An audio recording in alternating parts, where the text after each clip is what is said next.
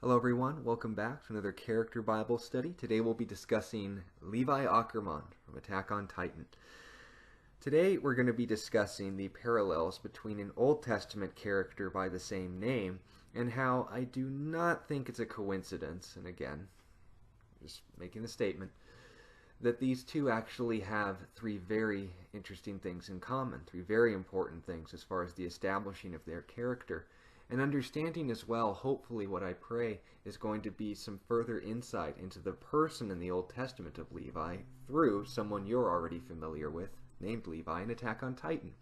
So without further ado, I want to begin in Genesis 49 verses 5 through 7, where Jacob, their father, is passing on his inheritance, and he's giving to each one of his sons a spiritual blessing. Reuben would not gain any inheritance because of an action I will not speak because of child appropriateness, but Simeon and Levi were the next two born, followed by Judah, who received the right of the firstborn.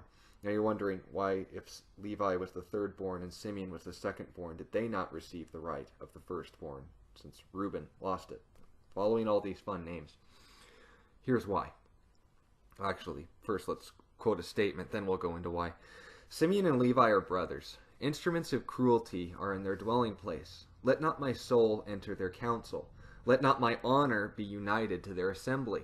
For in their anger they slew a man, and in their self-will they hamstrung an ox. An ox was a beast of burden, hamstringing something to cut the tendons so they can't walk anymore. So if an ox can't walk, it's the equivalent of slashing the tires on a tractor. It's not worth anything.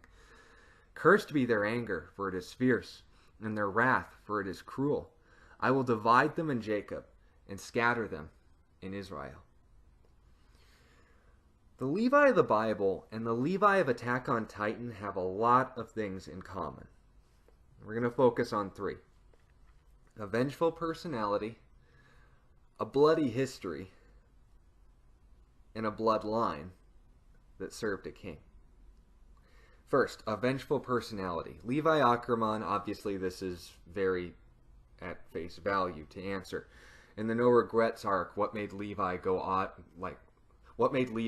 God mode, basically, on that abnormal Titan? He went crazy when those he cared about were hurt. Who gave him his power? It was those who died at his side. He fought for vengeance. His wings of freedom were avenging the dead. He fights for the fallen. And that's what makes him awesome. But also understand as well, Levi bin Israel, or son of Israel in Hebrew, that's how his last name would function before the Middle Ages, has an interesting history to himself as well to describe this vengeful personality given to us in Genesis 49. In Genesis chapter 34, and I encourage you to read the whole chapter because it's quite a story, but also requires some understanding of chapters 33, 32. It's one cohesive book, so naturally you want to understand what's leading up to it. And I want to summarize some of this for you. Levi and his biological brother Simeon had a little sister named Dinah. She's noted for us in Scripture. Israel probably had other daughters, but these are the ones named because of their relevancy to Israel's history and God's involvement with mankind. It's recorded in the Bible. That's why certain family histories are recorded, others are not. It's not mankind's book, it's how God related to man. But all these things being pointed out. Understand as well, I said biological brothers as if it were a distinction because Jacob, Israel, same person, had two wives. And he actually didn't intend to do this. If you want to know further details, read Genesis chapter 29. That's very amusing. But chapter 30 as well discusses some drama that this caused. And note that the Bible doesn't approve of polygamy, but it acknowledges it when it happens, as well as provides no shortage of honesty as to why it's a bad idea. But nonetheless, Simeon and Levi are biological brothers, and they also have a biological sister named Dinah. And they, the whole family, were told by God to go to a place where Jacob first met God. This was a place called Bethel, the house of God, and that's where he actually had his famous vision of what was known as Jacob's ladder. He saw a ladder leading to heaven, and we know from later confirmation that that was a picture, an illusion of Jesus Christ. So where Jacob's relationship with God began, that's where they were supposed to end. And even though God told them specifically to go to Bethel, it says they decided to stay in Shechem. Now, Shechem geographically is about 30, 40 miles north of Bethel. So 2 to 3 days walk at the most. And they decided to get comfortable. They decided to stay there. They spent a good amount of time there when they weren't supposed to. And after a while, you could imagine with what were, I believe, 8 to 10 older brothers at this time, Dinah was probably looking for some female companionship. So however long they stayed in Shechem, it was a lengthy period of time at least, she decided to go to the nearby city of Shechem to make some girlfriends. Unfortunately, there was a reason why God told Jacob specifically go to Bethel and don't stop for snacks along the way. The people of Shechem did not honor God or his creation in any way whatsoever, unlike Jacob's family did. And God makes this specification in noting, if you marry someone who doesn't share the foundation of your morals, they will lead you away. Amos chapter 3 and verse 3, how can two walk together if they not be agreed on the destination? Furthermore, in the books of 1 Corinthians and throughout the New Testament, do not be unequally yoked together with unbelievers. It doesn't specify this as some sort of bias or prejudice against them. It's just saying, look, if you don't agree on the foundation of what you're living your life for and you commit your lives to one another, you're eventually going to create tension that was never meant to be there in the first place. So, specifying those things. The prince of Shechem did not share Jacob's values. They did not honor God. They didn't consider this is the line in relationships. This is the definition of relationships. This is what you don't do when you want a relationship. And to that he did. The prince of Shechem saw Dinah, decided, you're pretty. I'm going to rape you. There you go. Now, what makes this horrible isn't not only what happened, but the fact that it could have been avoided. They only had to continue going, yet Jacob decided to stay in a place where he was in danger. His family were being literally by proximity towards a group of people that could cause them harm, and then did, violating his daughter. Now, this is where it gets worse, if such a thing were possible. Afterwards, he realized, the prince of Shechem, after he had raped this girl Dinah, and with every implication of what that means, by the way, there are words in Hebrew that specify just seduction or just any sort of sexual relationship, but the word here is actually used for a violent violation of someone. And afterwards, he said, you know, I think I'm interested in a more long-term relationship with you. Can I ask your dad to marry me? And naturally, the girl couldn't really object. But the father could. And when he finds out that this jerk is coming to him with the very notion and idea of saying, hey, I tried before I bought, I'd like to commit to the contract after... What should have Jacob had done in this situation? Should have slapped him across the mouth, if not gotten out his shotgun to chase him off, take Dinah, and go to Bethel like he was supposed to. But instead, Jacob blows it as a father. And this is just the Bible being honest about its heroes. He tried to be diplomatic, and he didn't want to offend their cultural customs. I mean, this is how they start relationships, like in Ethiopia.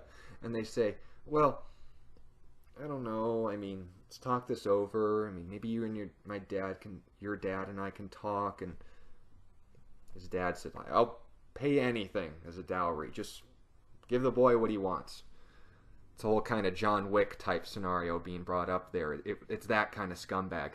And obviously, regardless of dad's major failure, Dinah's two older brothers, Simeon and Levi, aren't having any of this, nor should they have. But what they did with that vengeance was the problem, because, well,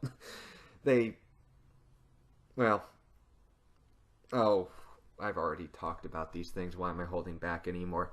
They said, okay, we'll let Dinah marry you. I think that'd be cool. Yeah, it's just the problem is we got this cultural custom. Our grandpa, our great grandpa, Jacob's grandpa, Abraham, he was set aside to his God through a covenant of circumcision. That's what separates us from the rest of the world. We don't live for pleasure, we live for serving God. And when Abraham had his miraculous son, Isaac, he said, well, this is no longer for my purposes anymore. I'm not going to have babies for my own pleasure. I'm going to be it as a service to God. And so he circumcised himself, and God said, I honor that. That's going to be a mark for the rest of the nations. And I know that was Abraham's idea, but God used it, and fortunately we don't have to practice it today because it was just alluding to the life that's implied for a Christian to live. But the separation from the world, talking about circumcision and rape of Dinah, my goodness, we went in weird directions here today. So it happens when you read the Bible. It's not a book for children. Anyway, so the older brothers say, yeah, we'll approve the marriage. It's just we have this custom of being circumcised. So if you and your city have every single male get circumcised, then not only will we let Dinah marry you, but we can all intermarry with your people. I mean, we're a wealthy family, our flocks, our herds and such. We can share the wealth, so to speak. And Shechem and his dad liked this idea. They're like, man, let's do this. So, I mean, it was enough for these two guys to say, oh, nothing's too good for my boy. And the boy going like, yeah, I want to commit to this relationship now. I want to go back for round 2. He said, oh my goodness, he apparently had a lot of influence because he actually got the whole city to go through with it. Now note, the Bible couldn't have put this more straightforwardly than it already did. In Genesis chapter 34 and verse 25, to which I've already summarized up till this point, we read the following. Now it came to pass on the 3rd day when they were in pain, understatement of the millennium, that the 2 sons of Jacob, Simeon and Levi, Dinah's brothers, each took his sword and came boldly upon the city and killed all the males. They killed Hamor, Shechem's father, and Shechem his son with the edge of the sword. He took Dinah from Shechem's house and went out. The sons of Jacob came upon the slain and plundered the city because their sister had been defiled. They took their sheep, their oxen, their donkeys, what was in the city, the field, the wealth, all their little ones and their wives. They took captive. They plundered even all that was in the houses. Then, now Jacob speaks up. Jacob said to Simeon and Levi, you have troubled me by making me obnoxious among the inhabitants of the land, among the Canaanites and the Perizzites. And since I am few in number, they will gather themselves together against me and kill me. Lots of me's in there, no Dinahs. I mean, note, we're not excusing anything that happened, but note, what started this problem? Going to Bethel. They were north, so that would be this way. But you get the point. He said, I shall be destroyed, my household and I. But they said, Simeon and Levi, should they treat our sister like a harlot? Now note, this is a straight up war crime no matter where you live. And the Bible doesn't shy away from it. It not only proves that this wasn't something Israel made up to promote national pride, otherwise accounts of embarrassing history like this would have been foregone. That's how you actually know that something's reliable. As a historical fact, the account of embarrassment.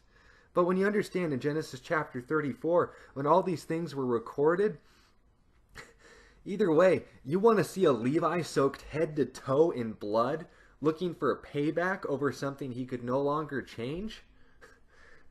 I got something written 3,500 years before Hajime Yasama was born. So, take that for a point. Man, things we're learning about the Bible today. Second, only through the first point. Don't worry, these will be much shorter and less graphic. A bloody history. Levi Ackerman, what did he have to earn a bloody history? Well, you don't get a reputation of being worth an entire company worth of Titan hunters for nothing. Responsible for how many confirmed Titan kills again? That gained him a reputation and trust from not only Erwin, but as well from the other brigades as a whole.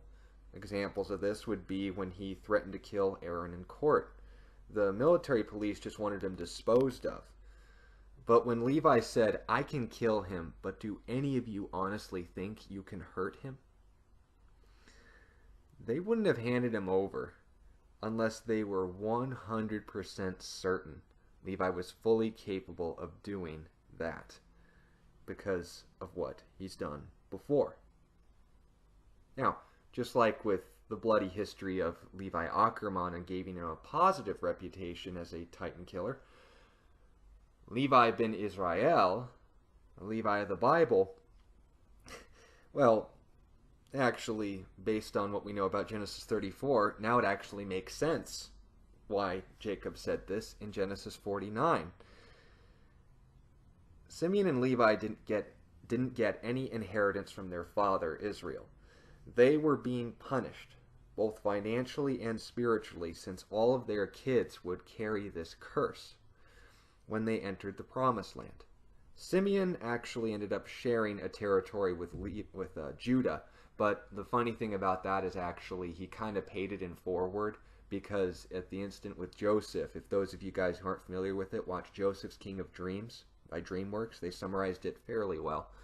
But the account between Genesis 49 and 34, when they sold their brother into slavery, and once again gave a very not so subtle allusion to Jesus Christ.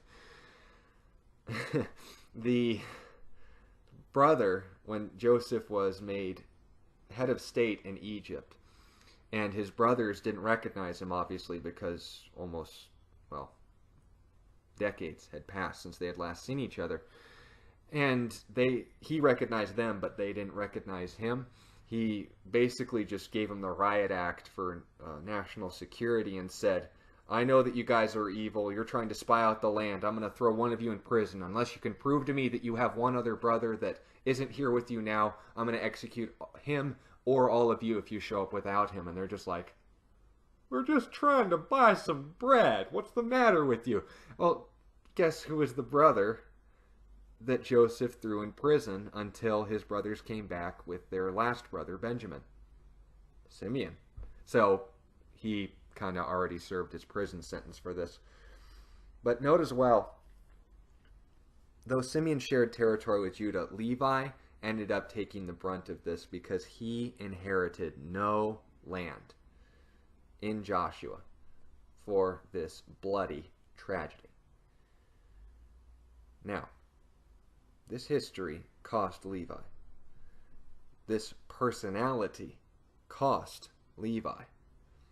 But finishing up with the bloodline that served a king, this is a spoiler alert for those of you who haven't read the manga. We may see more of this in Season 2. I'll just summarize. Levi Ackerman, as well as Mikasa, are the last two surviving members of a family of warriors. Their genetics, as well as a few other factors, make them pure killing machines from birth once they have a purpose, once they know what they're fighting for. They were the elite bodyguards of the king until a certain time period. Now, I won't go into further detail on this for the sake of spoilers, but the manga will tell us some interesting things about this family, and I'll look forward to see how Season 2 presents it, just as much as I hope you'll look forward to getting these reveals when they come. But understand, the focus that we're making here is that the Ackerman family, this Levi, had a history of royal service. That's the point that I want to focus on, because that's what brings us to Levi ben Israel. Do you think that it's sad that Levi's descendants didn't inherit any land because of what their forefather did? Well, don't worry. God had them covered. In the book of Deuteronomy, chapter 10 and verse 8, we read, "At that time the Lord separated the tribe of Levi to bear the ark of the covenant of the Lord, to stand before the Lord and to minister to him, and to bless his name to this day. Therefore, Levi has no portion or inheritance with his brethren. The Lord is his inheritance, just as the Lord your God promised him. There's a saying, if you have something but don't have God, eventually you'll have nothing. But if you have nothing but also have God, you have all that you need and more. So understand this. Levi lost a physical reward because of his bloody history, because of his sinful actions, because of a straight-up war crime that deserved literally him to be killed. But guess what? He kept the one thing that mattered. While Levites, descendants of the tribe of Levi, wouldn't have their own territory to inherit, they still belonged to God. They were made the honorary priests of Israel. And what was originally a curse became an honor, a singular blessing that set them aside from all the other tribes. These two Levi's have a lot in common, don't they? Thank you for your time to listen to this study. I hope it's been a blessing to you. If you have any sincere questions, and boy, would I not be expecting any shortage of them, leave them in the comments below. If you'd like to encourage the ministry, you know where to go. But most importantly, if you know someone who's familiar with the character of Levi, which, let's be honest, is everyone in this fan base, but perhaps wouldn't associate these events historically with him, which, let's be honest, there's probably no shortage of oddballs in there, that region as well. Please share this with anyone you feel would be blessed by it, or at least would benefit from knowing the things within it. But thank you most of all for your time, and once again remember that Jesus loves you.